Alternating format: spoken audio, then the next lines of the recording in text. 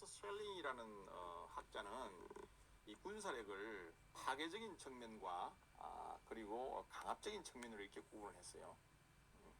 이 직접적으로 무력을 사용해서 하는 이 파괴적인 측면, 여기서 브루트하면 뭐 파괴적이고 뭐 이렇게 야수적인 뭐 이런 뜻이에요. 뭐 디스트럭티브라는 말이 이제 우리가 뭐 파괴적이고 브루트하면 아주 잔인한 야수적인 뭐 이런 측면인데, 여기서 그런 야수적인 측면보다는 아주 어떤 파괴적인 측면, 이렇게 이제 볼 수가 있어요. 군지휘관 중심으로 수행되는 공격과 방어를 이제 주로 이야기하는 거예요. 그 다음에 직접적으로 군사력을 쓰지 않더라도 정치 군사적 효과를 가져올 수 있는 이 코얼스, 강압적인 측면, 이렇게 두 가지로 구분했어요. 그래서 쉘링은 이 파괴적인 어떤 측면은 군 지휘관 중심으로 수행되는 영역이고요. 그 다음에 이 정치 군사적 효과를 가져올 수 있는 강압적인 측면은 주로 이제 정책 결정자들이 정치 외교적인 어떤 전략에 의해서 이루어지는 강제와 억지, 이 두 가지를 주로 이야기를 했어요. 그래서 우리가 흔히 전시에는 당연히 공격과 방어가 이루어지고요. 평시에 전쟁 억제를 위해서는 강제와 억제 또는 억지, 같은 용어입니다. 학자에 따라서 억제라는 용어를 쓰는 사람도 있고요, 억지라는 용어를 쓰는 사람이 있어요. 디터런스죠. 디터런스. 우리가 디터 하면 제지하다 뭐 이런 뜻이잖아요. 디터 하면 우리가 제지하다 이런 뜻인데요. 여기에 이제 우리가 명사형으로 디터런스, 그죠? 이게 억제 뭐 또는 억지, war deterrence 하면 전쟁 억지, 전쟁 억제 이렇게 표현을 합니다. 그래서 크게 이제 공격과 방어, 강제와 억제, 이렇게 이제 쉘링은 두 가지로 분류를 한 것이죠. 그 다음에 로버트 아트라는 사람은 방어를, 공격을 방어의 개념 속에 같이 포함을 시켰어요. 그래서 방어는 공격 작전을 포함하는 개념이다. 아주 특이하죠. 그래서 공격은 전쟁의 피해를 최소화하기 위한 방어의 연장선에서 진행되는 것이다, 이렇게 보았기 때문에 공격을 방어에 포함시키고요. 그 다음에 과시라는 것을 추가했어요. 억제와 강제, 쉘링이 분류한 억제와 강제 포함해서 과시라는 것은 누구에게 보여준다는 것이죠. 데몬스트레이션이죠. 시위, 이런 것 뜻이잖아요. 우리가 데몬스트레이션 그러면 우리가 데몬스트레이트 하면 뭐 보여주다, 전시하다, 디스플레이 뭐 이런 같은 의미죠. 시위하다, 뭐 이런 데모하다 이런 뜻도 있지만, 우리가 무력 시위를 하다, 국군이 날에 우리가 우리의 장비와 병력들을 이렇게 프레이드를 하고 이런 것들이 다 데몬스트레이션이죠. 이게 과시예요. 과시. 이런 과시로 분류했던 것이죠. 이 과시는 결국은 현상을 변경을 시키려는 목적이 아니고요. 이 어떤 다른 군사력의 다른 기능과는 좀 틀리게 이 만족을 느끼거나 위신, 국가의 위신을 세우는 이런 좀 비이성적인 측면의 군사력 사용을 의미한다고 볼 수가 있어요. 자, 공격과 방어의 개념은요. 우선 공격은 적의 군사력을 파괴하는 행위죠. 그래서 이 공격의 목적은 현상을 변경시키는 거예요. 현상 변경의 목적이 있는 것이고요. 물리력을 당연히 투사하죠. 물리력을 투사하는 기능이고요. 그 다음에 굉장히 값비싼 대가를 치러야 되죠. 정치적 비용이 요구가 됩니다. 전쟁에서 지게 되면, 공격에서 실패하게 되면 결국에 국가의 어떤 타격이 크죠. 그래서 정치적인 비용이 요구가 된다는 것이고, 방어는 적의 공격을 격퇴시키고 피해를 최소화하기 위한 기능이죠. 보통 이 공격에 대한 대응의 형태로 작동하죠. 자, 우리 한반도에서 전쟁이 발발한 우리는 뭡니까? 우리 한미연합 방위 체제하에서 우리 작전은 뭐예요? 북한이 공격을 할 경우에 우선 방어부터 하는 것이죠. 우리가 먼저 공격하는 경우는 없죠. 그래서 북한은 늘 북한이 한미연합 훈련에 대해서, 한미연합이 연습이죠. 연습과 훈련은 여러분들 차이가 좀 있죠. 나중에 좀 설명을 하겠습니다. 오늘 시간이 좀 제한되기 때문에 키 리졸브나 또 이 같은 이런 정례적인 한미연합 연습에 대해서 북한이 늘 전쟁 연습이라고 비난을 할 때 우리가 늘 하는 말이 있죠. 우리가 먼저 공격하는 경우는 없다. 북한이 공격을 했을 때 우리 국가를 방어하기 위해서 시작하는 연습이다. 그래서 우리가 공격받지 않는 이상 우리는 절대로 북한을 공격할 경우는 없다. 이렇게 늘 우리가 이야기를 하죠. 이게 바로 방어의 개념이에요. 상대방이 우리를 공격하는데 우리가 가만히 얻어맞고 먹고 있을 수는 없잖아요, 그죠? 방어를 당연히 해야죠. 국민의 생명과 재산을 갖추기 위해, 보호하기 위해서. 그게 안보잖아요. 방어하고 결국은 방어에 성공하면 결국은 DMZ를 넘어서 결국은 반격 작전을 하게 되는 게 바로 이제 전쟁의 과정이죠. 그래서 방어라는 것은 결국은 피해를 최소화하기 위한 기능이고 공격을 했을 때 내가 대응하는 어떤 형태죠. 그래서 공격에 비해서 소극적이고 수동적입니다. 뭐 이건 너무나 당연한 이야기고요. 그리고 방어는 현상을 변경시키는 것이 아니고 현상을 유지하는 게 목적이에요. 현상 유지가 목적이죠. 현재 상태를 유지하는 게 목적이죠. 자, 억제라는 게 deterrence, 억제라는 개념, 요게 이제 좀 여러분들 좀 잘 정리가. 자, 우리가 흔히 이런 질문들 많이 합니다. 왜 우리가 국방력을 강화해야 되죠? 왜 우리가 강한 군대를 가져야 되죠? 자, 여러분들이 현역의 어떤 입장에서 이런 국민들로부터 이런 질문을 받으면 보통 많은 사람들이 전쟁에서 뭐 싸워 이기기 위해서 이런 말을 굉장히 많이 씁니다. 뭐 틀린 말은 아니죠. 너무나 당연한 이야기고요. 그리고 어떤 사람들은 뭐 한 번 써먹기 위해서 우리는 이런 말은 좀 안 하는 게 좋아요. 사실 굉장히 좀 무지한 소리입니다. 한 번 써먹기 위해서 우리가 그 많은 엄청난 전력을 보유하는 것은 아니죠. 우리 이 GDP의 2.3%를 우리가 국방비로 쓰고 1년에 50조라는 어마어마한 국방비를 쓰는데 우리가 한 번 써먹기 위해서 하는 그런 개념은 아니죠. 그것은 이제 우리 이론적으로 좀 정립되지 못한 사람들의 이야기고요. 우리가 만약에 어떤 이 물리력을 관리하는 소위 말해서 이런 국가의 어떤 물리적인 수단, 폭력을 관리하는 이런 어떤 관리자 입장에서 볼 때는 만약에 국민이 왜 우리가 강한 군대를 가져야 합니까? 라는 질문을 했을 때 첫 번째 개념이 이 억제의 개념이에요. 첫 번째 전쟁 억제를 하기 위해서 우리가 이렇게 강한 군대를 가져야 됩니다.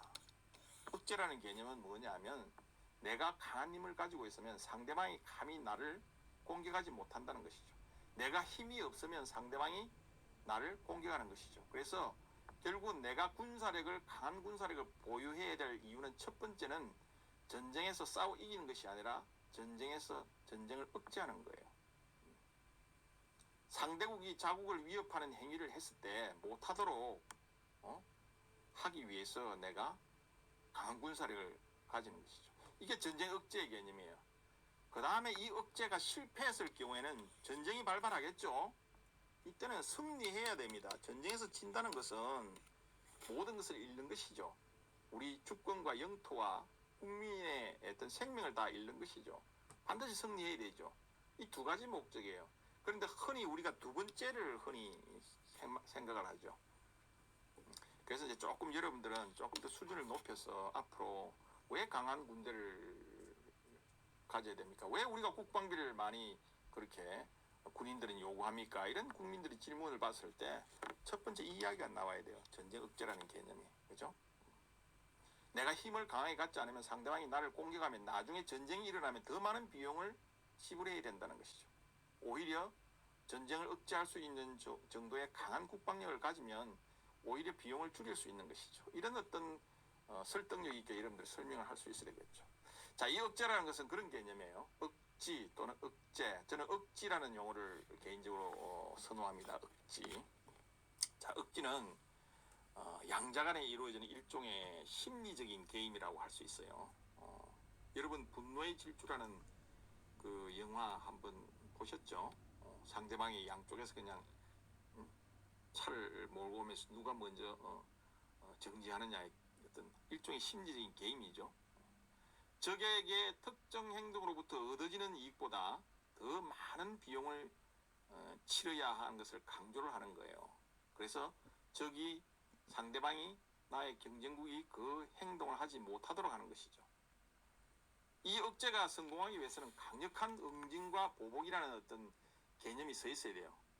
적이 어떤 손실을 보게 될지를 명확하게 인식을 시켜줘야 되죠.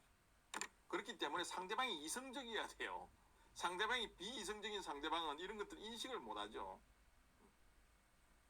자, 예를 들어 뭐 나중에 추가적으로 좀 설명하겠습니다. 이 억제가 가능하기 위해서는 우선 전제 조건이 있는데 강력한 응징 보복 능력이 있어야 돼요. 이게 뭐죠? 결국은 군사력이에요. 군사력이죠. 이런 군사력이 없으면 강력한 어떤 응징 보복을 할 수가 없겠죠. 그리고 어떤 의지 이런 것들을 보여줘야 되는 것이죠. 적이 내가 응징하면 반드시 상대방은 응징한다는 것을 적이 인식하도록 만들어야 되는 것이죠. 그래야 억지가 가능한 거예요.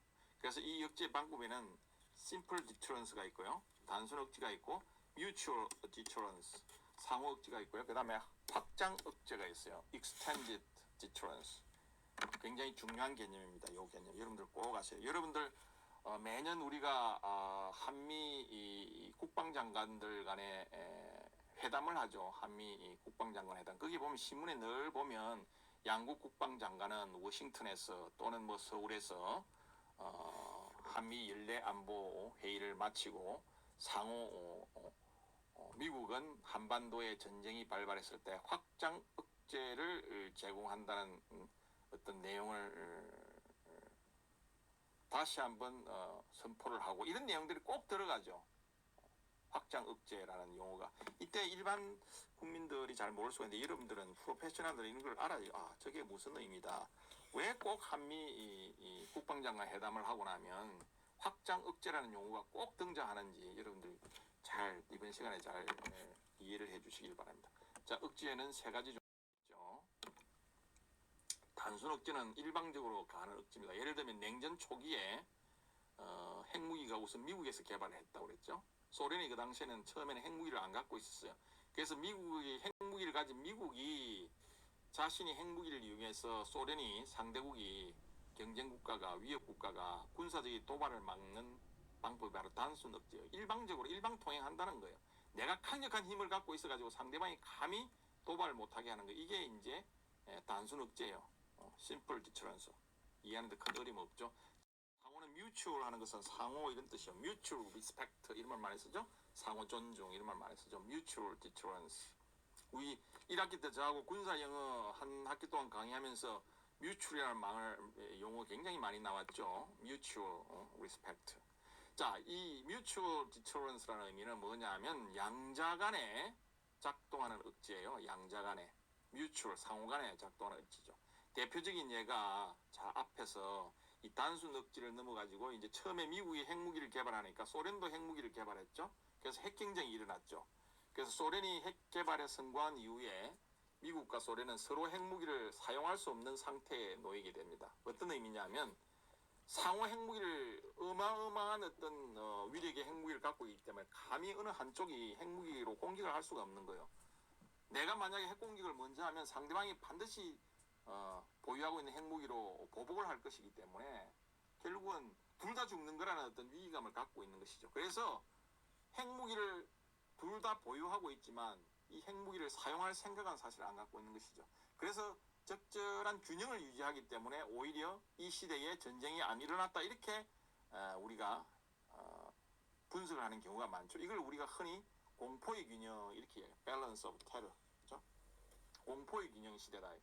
상호 워낙 강력한 무기를 갖고 있기 때문에 어느 한쪽이 상대방을 어떤 세력 균형 상대방이 공격을 하기 위해서 억제하기 위해서 내가 억제하기 위해서 상대방의 어떤 침략 행위를 억제하기 위해서 가지고 있는 것이죠. 그러니까 미국도 소련도 감히 핵무기로 공격할 생각을 못하고 공포의 균형 상태를 유지하는 것이죠. 서로가 서로를 전쟁 억제를 하는 거예요. 이게 뭐냐면 상호 억제의 개념이에요. 자, 이해가죠?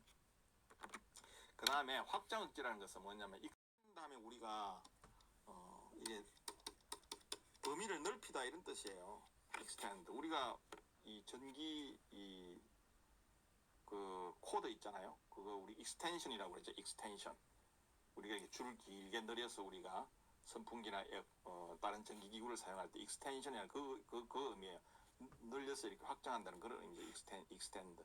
자, 이 extend라는 의미는 extended라는 게 형용사죠. 확장된 이런 뜻이죠. 확장된 억제, 확장 억제예요. 자, 이게 뭐냐, 어떤 개념이냐면 자신의 핵 공격 능력을 이용해서 동맹국을 보호해 주는 것이죠.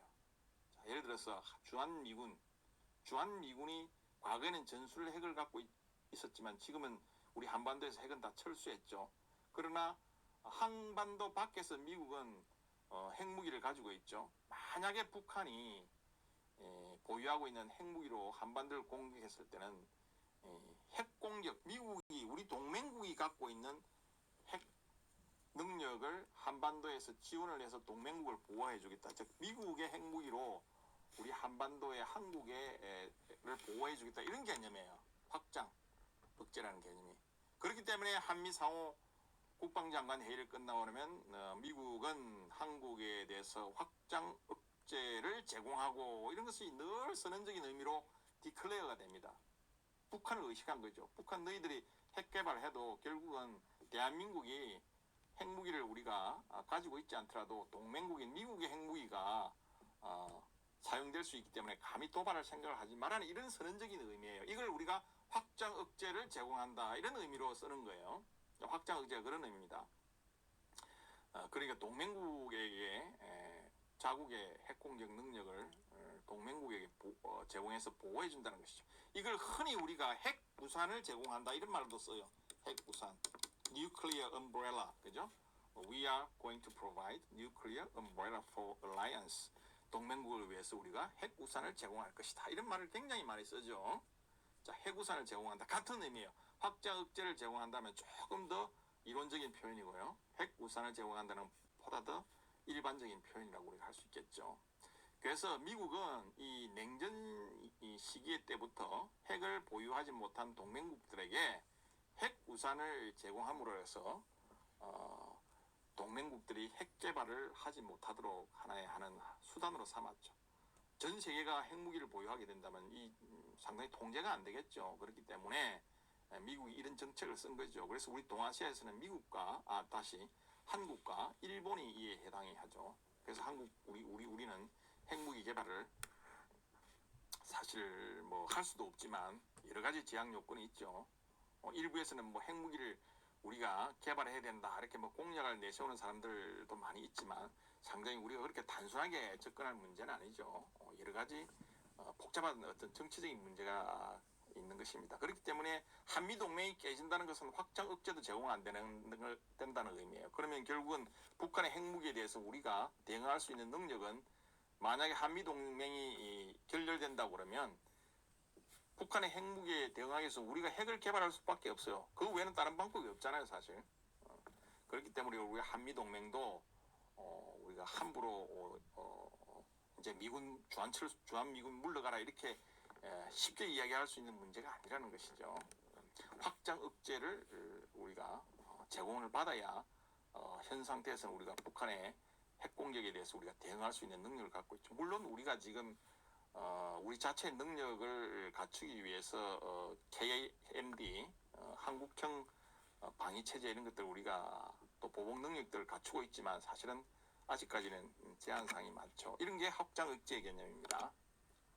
억지는 앞에서 이야기한 대로 상대방이 합리적인 생각을 가지고 있어야 하는 것입니다. 상대방이 비이성적이면 억제 효과가 없죠. 그래서 북한이나 이란, 시리아 같은 이런 어떤 불량 국가들, 로그 스테이트들이 이런 어떤 극단주의, 종교적인 어떤 펀더멘털리스트 이런 사람들은 극단주의 세력들은 이 합리성을 수용하지 않기 때문에 이 억제 실효성 문제가 늘 제기가 되고 있죠. 그리고 이 억제 논리는 냉전기에 이 미소가 핵 개발할 때 만들어진 개념이기 때문에 오늘날에는 사실은 여러 가지 수정이 필요하다는 어떤 이론 문제 제기가 굉장히 많습니다. 자, 강제라는 것은요 타국에게 자국의 의지를 강요하는 것이에요. 그래서 적의 행동을 변화시켜서 국가 이익을 달성하는 것이죠. 이게 강제입니다. 군사력을 사용했다고 위협하는 방법은 동원할 수도 있고요. 또 실제로 군사력을 전개할 수도 있어요. 어쨌든 일부의 군사력을 사용하든 대규모의 군사력을 사용하든 상대방이 상대방의 어떤 행위를 변화시키기 위해서 우리의 의지를 타국에 강요하는 행위가 강제입니다. 콜스죠. 그래서 우리가 전면전을 불사하겠다는 의지를 상대방에 전달을 해서 상대방이 어떤 생각을 바꾸는 것이죠. 이게 강제의 개념입니다. 타이완 해협 미사일 위해 강제 살해 여러분들 교과서에 아주 자세하게 설명이 되어 있습니다.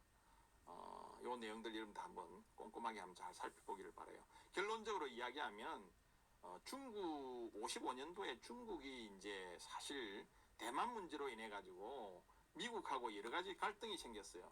그래서 미국이 이때에 강제 사례를 통해서 성공한 경우예요. 미국이 강력한 해군력을 동원해서 결국은 중국을 공격하지 않고 군사적으로 공격하지 않고도 중국의 마음을 돌려서 생각을 돌려서 중국의 어떤 공격적인 타이완에 대한 공격적인 회의를 중단을 시켰고 결국은 중국의 어떤 의지를 꺾은 이 사례가 바로 타이완 해협 미사일 위기인데요. 교과서에 자세한 내용이 나와 있으니까 한번 잘 살펴보기를 바랍니다. 대표적인 성공 사례고요. 강자와 억지의 차이는요. 양자가 다 심리적 게임이라는 점에서는 동일하지만 시기와 주도적인 측면에서는 상이하다는 것을 여러분들 이해를 하면 되겠고요. 억지는 어떤 현상 유지적인 측면이라면 강제는 행동을 변동시키는 거예요. 변화시키는 거예요. 현상 변경적인 조치죠. 좀 더 훨씬 더 어떤 공격적인 방법이 강제라고 볼 수가 있죠. 억지가 좀 수세적이라면 소극적이고 정태적이라고 하면 강압은 공격적이고 좀 더 적극적이고 역동적인 것이라고 볼 수가 있죠. 그래서 강제가 훨씬 억제보다 더 차원이 높고요. 여러 가지 어떤 정치적인 비용이나 리스크가 훨씬 더 많이 수반이 되겠죠, 당연히. 과시는 앞에서 우리가 이야기한 대로 군사 트레이드 같은 이런 것들이고요. 주로 국가 의 어떤 위신을 세우기 위해서 국가가 갖고 있는 어떤 능력을 이렇게 상대국 경제국에 보여줌으로 인해 가지고 그 군사력을 활용하는 게 이제 데몬스트레이션 과시의 개념이에요. 이 과시는 때로는 어떤 국내 정치에도 이용되는 경우가 많아요. 어떤 국내 국민들의 어떤 마음을 결집시키기 위해서 이 과시라는 방법을 사용하는 경우도 많이 있죠.